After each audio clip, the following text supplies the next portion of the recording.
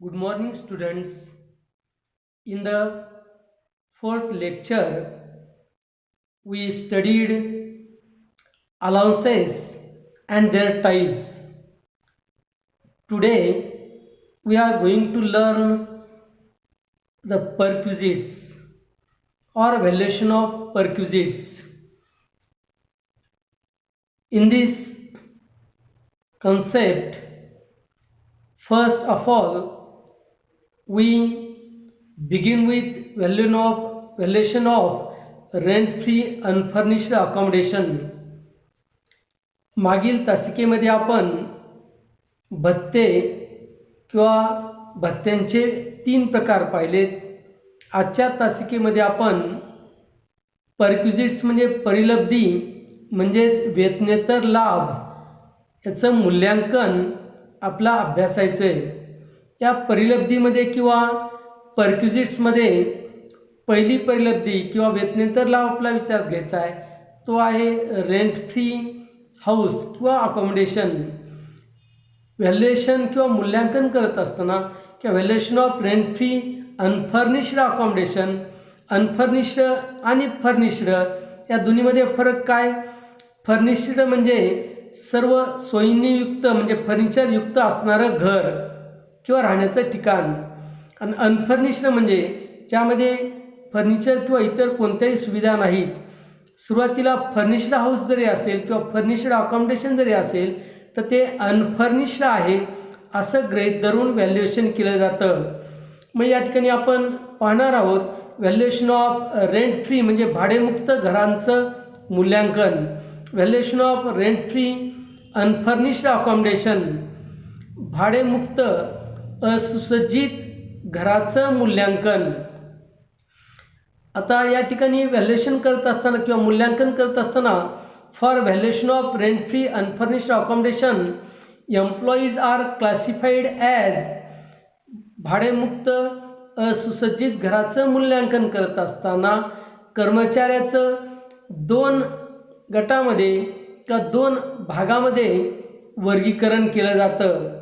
पहिलं आहे government employees आणि दुसरं आहे नॉन गव्हर्मेंट किंवा अदर एम्प्लॉईज. म्हणजे भाडेमुक्त घराचं मूल्यांकन करत असताना सरकारी कर्मचारी आणि इतर कर्मचारी असं 2 याच्यामध्ये वर्गीकरण केलं जातं. त्यामध्ये पहिला प्रकार आपण पाहणार आहोत government employees. Government employees includes central government employees and state government employees. यामध्ये पहिला प्रकार सरकारी कर्मचारी. या सरकारी कर्मचाऱ्यामध्ये केंद्र सरकार किंवा राज्य सरकारचे कर्मचारी यांचा समावेश होतो. दुसरा जो प्रकार आहे तो आहे अदर एम्प्लॉईज म्हणजे केंद्र सरकार किंवा राज्य सरकारचे कर्मचारी सोडून इतर कर्मचारी. यामध्ये local authority employees and private employees, यामध्ये स्थानिक अथॉरिटीचे किंवा जे कर्मचारी असतील आणि खाजगी कर्मचाऱ्यांचा समावेश होतो. आता याचं व्हॅल्युएशन ऑफ अकोमोडेशन म्हणजे घराचं मूल्यांकन करत असताना किंवा निवासाचं अकोमोडेशन म्हणजे निवास किंवा घर, व्हॅल्युएशन ऑफ अकोमोडेशन मूल्यांकन निवासाचं मूल्यांकन करत असताना पहिला प्रकार आपण विचारात घ्यायचा आहे तो गव्हर्मेंट एम्प्लॉई असतील, सरकारी कर्मचारी, मग ते केंद्र सरकारचे असतील किंवा राज्य सरकारचे. मूल्यांकन करत असताना licence fees determined by government minus rent actually paid by employer. या ठिकाणी जेवढं भाडेमुक्त घरांचं मूल्यांकन आपला दिलं असेल त्याच्यातून ॲक्च्युअली एम्प्लॉयर म्हणजे सेवायोजक किंवा मालकानं रेंट पेड केलं असेल ते वजा केलं जातं. हे झालं असुसज्जित घराचं मूल्यांकन. आणि सुसज्जित घर असेल तर त्याच्यामध्ये add 10% of cost of furniture or higher charges if furnished accommodation is provided. जर मालकाने, सेवायोजकाने किंवा कंपनीने सुसज्जित घरात पुरवलं असेल तर असुसज्जित घराचं मूल्यांकन करायचं आहे आणि फर्निचरच्या कॉस्टच्या किंवा किमतीच्या 10% रक्कम ॲड करायची. जर भाड्यानं फर्निचर असेल तर भाड्याची रक्कम ॲड करायची. जर ते फर्निश्ड अकोमोडेशन असेल तर हा पहिला प्रकार हा परीक्षेमध्ये सहसा कमी प्रमाणात विचारला जातो. त्यानंतर दुसरा प्रकार आपला विचारात घ्यायचा आहे फॉर अदर एम्प्लॉईज, ज्याच्यामध्ये प्रायव्हेट एम्प्लॉई असतील म्हणजे खाजगी कर्मचारी किंवा स्थानिक लोकल अथॉरिटीचे कर्मचारी. Valuation of rent free unfurnished accommodation. पहिल्यांदा एक महत्त्वाची गोष्ट लक्षात ठेवा, म्हणजे फर्निश्ड अकॉमोडेशन किंवा फर्निश्ड हाऊस जरी असेल तर सुरुवातीला ते अनफर्निश्ड म्हणजे असुसज्जित आहे असं गृहीत धरायचं आहे आणि मूल्यांकन किंवा व्हॅल्युएशन करायचं आहे. आता दुसरा प्रकार फॉर अदर एम्प्लॉईज म्हणजे प्रायव्हेट किंवा खाजगी कर्मचाऱ्यांसाठी. Valuation of rent free unfurnished accommodation is as follows. त्याचं मूल्यांकन करत असताना पुढील प्रमाणे करायचं आहे. त्यामध्ये परत आपला लोकसंख्या याच्या आधारावर त्याचं मूल्यांकन करायचं आहे. यासाठी 3 नियम महत्त्वाचे लक्षात ठेवा. पॉप्युलेशन म्हणजे लोकसंख्या. त्याच्यानंतर दुसरा विचार करायचा आहे valuation if property is owned by employer. जर जे घर किंवा निवासस्थान एम्प्लॉयर म्हणजे कंपनीच्या किंवा सेवायोजक किंवा मालकीचं असेल तर त्यावेळेस मूल्यांकन काय करायचं.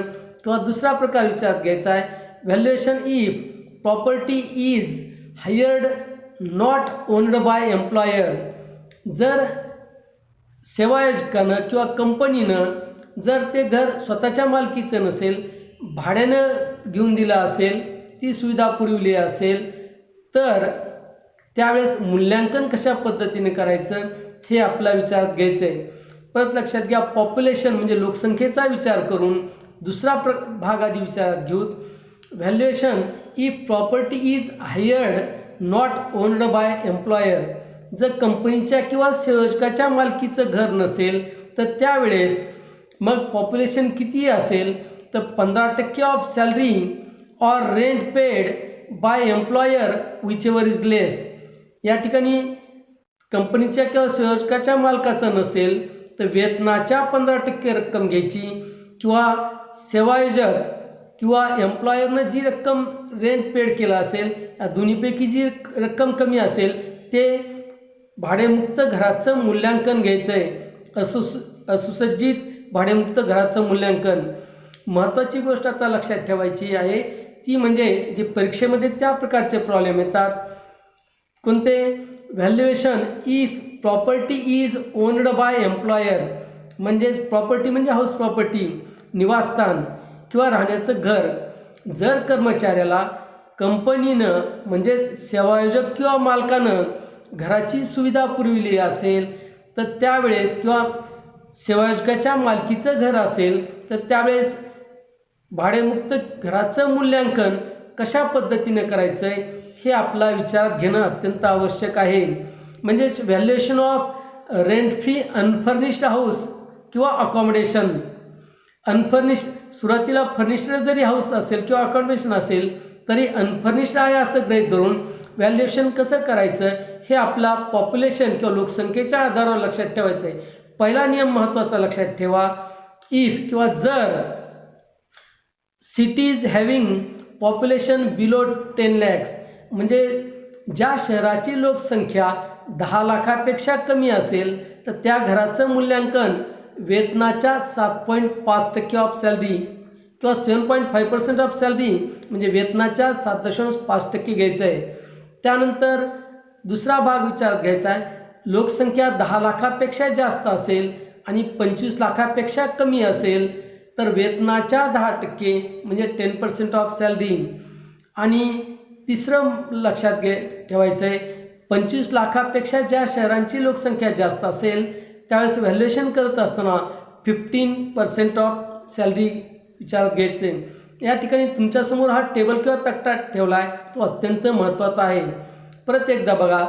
Cities having population about 25 lakhs त्यावेळेस हे व्हॅल्युएशन कधी करताल? घर किंवा अकॉमोडेशन किंवा निवास सेवायोजकाच्या किंवा कंपनीच्या मालकीचा असेल त्यावेळेस तर वेतनाच्या 15% घ्या. त्यानंतर cities having population about 10 lakh and below 25 lakh 10 लाखापेक्षा जास्त लोकसंख्या असेल आणि 25 लाखापेक्षा कमी असेल तर 10% ऑफ सॅलरी म्हणजे वेतनाच्या 10% घ्यायचं आहे. तिसरा नियम आपला विचारात घ्यायचा आहे, cities having population below 10 lakh. जे शहरं 10 लाखापेक्षा कमी असतील तर त्या शहराचं व्हॅल्युएशन किंवा त्याचं व्हॅल्युएशन करत असताना आपला 7.5% ऑफ सॅलरी किंवा 7.5% वेतनाच्या घ्यायचं आहे. हा टेबल किंवा हा तक्ता अत्यंत महत्त्वाचा आहे व्हॅल्युएशन ऑफ अनफर्निश्ड अकॉमोडेशन किंवा अनफर्निश्ड हाऊसचं व्हॅल्युएशन करताना, मूल्यांकन करताना. आणि फर्निश्ड हाऊस असेल तर या अनफर्निश्ड हाऊसचं जे व्हॅल्युएशन केलं असेल त्यामध्ये आपला ॲड 10% कॉस्ट ऑफ फर्निचर और hire charges if furnished accommodation is provided. जर सुसज्जित घर असेल म्हणजे फर्निचरने युक्त घर असेल तर फर्निचरच्या किमतीच्या 10% रक्कम ॲड करा, किंवा भाड्याने घेतलं असेल तर भाड्याची रक्कम ॲड करायची. लेस यामधून कोणती रक्कम वजा करताल, अमाऊंट रिकवर्ड फ्रॉम एम्प्लॉई. जर कर्मचाऱ्याकडून काही रक्कम वसूल केली जात असेल तर ती रक्कम या मूल्यांकनातून वजा करायची. Apply this for above both cases. आणि दोन्ही केसेसच्या बाबतीत, दोन्ही केस म्हणजे कोणत्या, जर ते निवासस्थान किंवा घर कंपनीच्या किंवा संयोजकाच्या मालकीचं असेल, किंवा दुसरा भाग म्हणजे त्यांनी भाड्यानं घर घेतलं असेल आणि ती सुविधा पुरवली असेल, दोन्ही परिस्थितीत फर्निश्ड हाऊसचं व्हॅल्युएशन याच पद्धतीनं करणं आवश्यक आहे.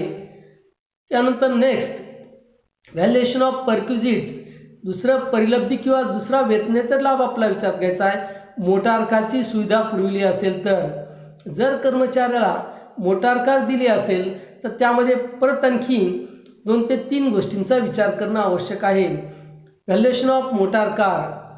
पहिला भाग विचार घ्यायचा आहे, if motor car is owned by employer and running and maintenance mate by employer. जर मोटार कार त्या सेवायोजकाच्या मालकीची असेल आणि भरणपोषणाचा खर्च सेवायोजक म्हणजेच कंपनी करत असेल किंवा मालक करत असेल तर त्यावेळेस त्याचं मूल्यांकन किंवा व्हॅल्युएशन करत असताना नंतर विचार काय करायचा, ते कोणत्या कार्यासाठी वापर केला जातो. ऑफिशियल म्हणजे कार्यालयीन कामासाठी केला जात असेल तर त्याच्यावर टॅक्स लागत नाही. दुसरा प्रकार आहे, इफ जर motor car is owned by employer and running and maintenance borne by employee. दुसऱ्यांदा विचार करायचा आहे, मोटार कार जर कंपनीच्या किंवा संयोजकाच्या मालकीची असेल परंतु भरणपोषणाचे किंवा मेंटेनन्सचे खर्च कर्मचारी करत असेल तर त्यावेळेस व्हॅल्युएशन कशा पद्धतीने करायचं आहे ते एक विचारात घ्यावं लागेल. आणि तिसरा भाग आपला विचारात घ्यायचा आहे, if motor car is owned by employee and running and maintenance reimbursed or met by employer. जर कर्मचाऱ्याच्या मालकीची कार असेल, मोटार कार असेल आणि भरणपोषणाचे खर्च किंवा खर्चाची भरपाई कंपनी किंवा संयोजक करत असेल त्यावेळेस व्हॅल्युएशन कशा पद्धतीने करायचं याचा चार्ट तुमच्यासमोर ठेवलेला आहे. पहिल्यांदा महत्त्वाचे 2-3 मुद्दे लक्षात घ्या. कोणताही प्रकार असेल या तिन्हीपैकी जर खर्च जी सेवा पुरविली, जी परिलब्धी दिली किंवा मोटार कारची सुविधा दिली असेल त्याला आपण परक्विजिट्स म्हणता येईल. ही कोणत्या कारणासाठी दिली किंवा कोणत्या उद्देशानं दिली. जर कार्यालयीन कामासाठी दिली असेल तर तिन्ही प्रकारामध्ये नॉट टॅक्सेबल किंवा टॅक्स किंवा कर लागत नाही, फक्त कार्यालयीन कामासाठी असेल. आता दुसरा मुद्दा आहे प्रायव्हेट पर्पज. जर कार खाजगी कामासाठी फक्त दिली असेल तर पहिल्या प्रकारामध्ये त्या ठिकाणी actual expenditure incurred by employer plus salary paid to driver plus 10% cost of car or hire charges less amount recovered from employee अशा पद्धतीने व्हॅल्युएशन करायचं आहे. आणि प्रायव्हेट पर्पजसाठी दुसरा प्रकार आहे, त्याच्यामध्ये 10% cost of car or hire charges less amount recovered from employee. आणि तिसरा भाग जो आहे त्याच्यामध्ये प्रायव्हेट किंवा खाजगी कामासाठी जर मोटार कार दिली असेल the actual expenditure incurred by employer less amount recovered from employee. आणि तिसरा आणि जे परीक्षेसाठी किंवा आपल्याला महत्त्वाचा मुद्दा लक्षात ठेवायचा आहे तो म्हणजे motor car partly official and partly private पर्पजसाठी, म्हणजे अंशतः कार्यालयीन कामासाठी आणि अंशतः खाजगी कामासाठी दिली असेल तर त्यावेळेस व्हॅल्युएशन कशा पद्धतीने केलं जातं हे पाहणं अत्यंत महत्त्वाचं आहे. मग अगोदरपर्यंत काय विचार करताल की ही पुरवलेली मोटार कार जी आहे ही जी सुविधा आहे जर खाजगी आणि कार्यालयीन कामासाठी दिली असेल ते आधी विचार करायचा आहे. त्यानंतर विचार कोणता करताल, खर्च कोण करतं किंवा ते मालकीची कुणाची आहे. पहिला प्रकार कोणता आहे, एम्प्लॉयरच्या मालकीची कार असेल आणि भरणपोषणाचा खर्च एम्प्लॉयर म्हणजेच मालकच करीत असेल तर त्यावेळेस आपण 1800 per month for up to 1600 cc. परत इथं मोटार कारचे दोन प्रकार केले जातात. 1600 cc पेक्षा कमी असणारी मोटार कार ज्याला आपण स्मॉल कार म्हणता येईल आणि 1600 cc पेक्षा मोठी कार असेल म्हणजे क्युबिक सेल्सिअस मोठी कार असेल तर त्याला बिग कार म्हणता येईल. त्याचं व्हॅल्युएशन करत असताना स्मॉल कार म्हणजे 1600 cc पेक्षा कमी असेल तर स्मॉल कार आणि बिग कार किंवा लार्ज कार कशाला म्हणता येईल 1600 cc पेक्षा जास्त असेल तर. आणि एम्प्लॉयर किंवा सेवायोजकाच्या मालकीची असेल, खर्च सेवायोजकच करत असेल तर स्मॉल कारला 1800 पर मंथ घ्यायचं व्हॅल्युएशन आणि बिग कार किंवा मोठ्या कारसाठी 2400 पर मंथ व्हॅल्युएशन घ्यायचं आहे. आणि ड्रायव्हरची सॅलरी असेल तर 900 पर मंथ घ्यायची इफ ड्रायव्हर्स इज प्रोव्हाइडेड, जर ड्रायव्हरची सुविधा पुरवली असेल तर. हा झाला पहिला प्रकार. दुसरा प्रकार पर्पज तोच खाजगी आणि कार्यालयीन कामासाठी ₹600 per month up to 1600 cc म्हणजे स्मॉल कारसाठी. दुसरा कोणता प्रकार, if motor car owned by employer, म्हणजे मोटार कार एम्प्लॉयर म्हणजे सेवायोजक किंवा कंपनीच्या मालकीची असेल आणि रनिंग आणि मेंटेनन्स किंवा भरणपोषणाचा खर्च कर्मचारी करत असेल तर त्यावेळेस स्मॉल कार असेल म्हणजे 1600 cc पेक्षा कमी असेल तर 600 पर मंथ व्हॅल्युएशन घ्यायचं आहे. आणि 1600 cc पेक्षा जास्त असेल तर 800 पर मंथ घ्यायचं आहे. आणि ₹900 पर मंथ सॅलरी जर ड्रायव्हरची सुविधा दिली असेल तर. आणि शेवटचा प्रकार जो आहे परत त्याच पद्धतीनं इफ कोणता प्रकार आहे तो, if motor car is provided bye employee owned by employee, म्हणजे मोटार कार कर्मचाऱ्याच्या मालकीची असेल परंतु भरणपोषणाचे खर्चाची भरपाई सेवायोजक किंवा कंपनी देत असेल तर त्यावेळेस actual expenses incurred by employer, प्रत्यक्ष मालकाला जो काही खर्च आला असेल त्यातून लेस 1600 cc पेक्षा कमी असेल तर ₹1800 पर मंथ वजा करायचे तुम्हाला. आणि 1600 पेक्षा cc पेक्षा जास्त असेल तर 2400 पर मंथ त्या ठिकाणी वजा करायचे.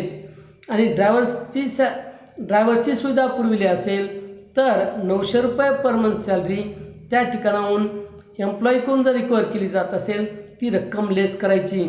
प्रत्यक्ष प्रॉब्लेम सोडवत असताना हा चार्ट किंवा मोटार कारचं व्हॅल्युएशन करत असताना हा चार्ट अभ्यासणं अत्यंत आवश्यक आहे किंवा त्याशिवाय तुम्हाला मोटार कारचं व्हॅल्युएशन करता येणं शक्य नाही. देन अदर परक्युजिट्स म्हणजे इतर कोणकोणत्या परिलब्धी आहेत किंवा महत्त्वाच्या दोन पाहिल्या, हाऊस रेंट अलाउन्स किंवा रेंट फ्री अकोमोडेशन एक पाहिलं, भाडेमुक्त घराचं मूल्यांकन, आणि आत्ताच आपण दुसरं पाहिलं व्हॅल्युएशन ऑफ मोटार कार.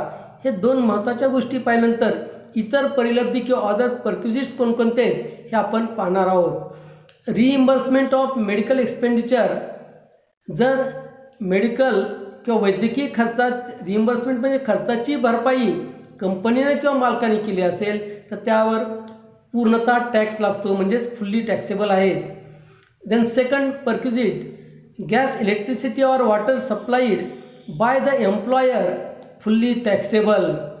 जर गॅस असेल, इलेक्ट्रिसिटी असेल किंवा वॉटर सप्लाय जर कंपनी किंवा सेवायोजकाने केला असेल तो सुद्धा पूर्णतः करपात्र आहे. तिसरं आहे specified security or sweet equity shares allotted. Sweat equity shares allotted. चौथा आहे education facilities provided to children of the employees only if the value of such benefit per child exceeds ₹1000 per month. No restrictions on number of childrens. एज्युकेशनची facility पुरवली असेल तर या ठिकाणी children किंवा मुलांची संख्या किती असेल तर ते विचारात घेतली जात नाही, तर ₹1000पेक्षा जास्तीची रक्कम टॅक्सेबल आहे. Number 5 facility of food and non alcoholic beverages over and above the amount of ₹50 per meal provided. जर कार्यालयीन वेळेमध्ये जेवणाची सुविधा केली असेल तर ₹50 पर मील वजा करून बाकीची रक्कम करपात्र आहे. देन 6 गिफ्ट टोकन और voucher in live of such gift only if the value exceeds ₹5000 in aggregate during the year. भेटी किंवा अशा स्वरूपाचं वेतन सोडून काही समजा परिलब्धी दिली असेल तर 5000पेक्षा जास्तीचं असेल ती करपात्र आहे असं आपला म्हणता येईल. ॲट लास्ट आता आपण सगळ्या संपूर्ण गोष्टींचा विचार केला. इन्कम फ्रॉम सॅलरीमध्ये महत्त्वाचा भाग सॅलरी येतो. सॅलरीमध्ये काय काय इन्क्लूड होतं ते पाहिलं. त्यानंतर अलाउन्सेस त्याच्यामधले 3 प्रकार पाहिले. त्यानंतर परिलब्धी परक्युजिट्स या सगळ्यांची बेरीज केल्यानंतर एकूण बेरजेला आपण नाव देतो ग्रॉस सॅलरी. ग्रॉस सॅलरी म्हणजे सकल वेतन काढल्यानंतर त्यामधून डिडक्शन्स अंडर सेक्शन 16 आपला सेक्शन किंवा कलम 16नुसार 3 वजावटी केल्यानंतर इन्कम फ्रॉम सॅलरी किंवा टॅक्सेबल इन्कम फ्रॉम सॅलरी काढता येईल. तर पहिलं डिडक्शन आहे स्टँडर्ड डिडक्शन अंडर सेक्शन 16(1). हे प्रमाप वजावट 2 वर्षापूर्वी बंद करण्यात आली होती. 2 आणि 3 फक्त वजावट होती.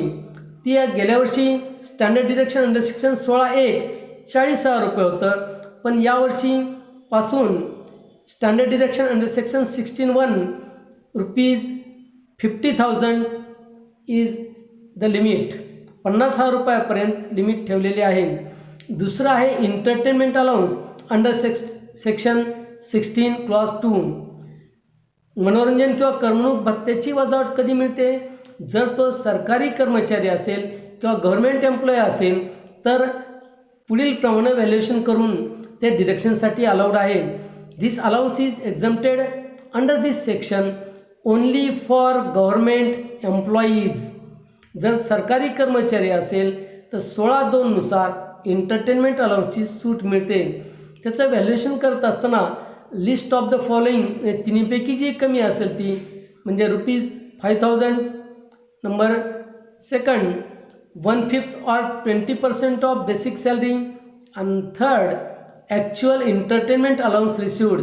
या तिन्हीपैकी जी रक्कम कमी असेल ती 16(2) नुसार वजावट मिळते. Then third deduction is profession tax or professional tax under section 16 clause 3 paid by employer or employee. Profession tax व्यवसाय कर 16(3) नुसार कलम 16(3) नुसार तुम्हाला वजावटीस मान्य आहे. तो सेवायोजकाने पेड केला असेल किंवा कर्मचाऱ्याने पेड केला असेल हा वजावटीसाठी अलाउड आहे. ग्रॉस सॅलरीमधून हे 3 डिडक्शन अंडर सेक्शन 16 1, 2, 3 वजा केल्यानंतर जी रक्कम शिल्लक राहते त्याला नाव देता येईल आपला टॅक्सेबल इन्कम फ्रॉम सॅलरी किंवा इन्कम फ्रॉम सॅलरी. या ठिकाणी आपण पूर्ण इन्कम फ्रॉम सॅलरीमध्ये येणाऱ्या वेगवेगळ्या कन्सेप्ट किंवा संज्ञांचा डिटेलमध्ये अभ्यास केला. आता नंतरच्या तासिकेमध्ये न्यूमेरिकल प्रॉब्लेम्स आपला विचारात घ्यावायचे आहेत. त्या अगोदर आत्तापर्यंत जेवढं झालं असेल तेवढं तुम्ही लक्षात घेणं आवश्यक आहे. न्यूमेरिकल प्रॉब्लेम देत असताना पहिल्यांदा तुमच्याकडे फॉर्मॅट परत एकदा देऊ. त्यानंतर प्रॉब्लेम दिला जाईल तो तुम्ही वहीत लिहून घ्यायचा आहे. दिनांकाने वार टाकून आपण एकदा वहीत लिहून घेतल्यानंतर दुसऱ्या लेक्चरमध्ये त्याचं सोल्युशन करून दिलं जाईल. किंवा तुम्हाला सांगितलं जाईल. या ठिकाणी आपण इथेच थांबवूत. धन्यवाद.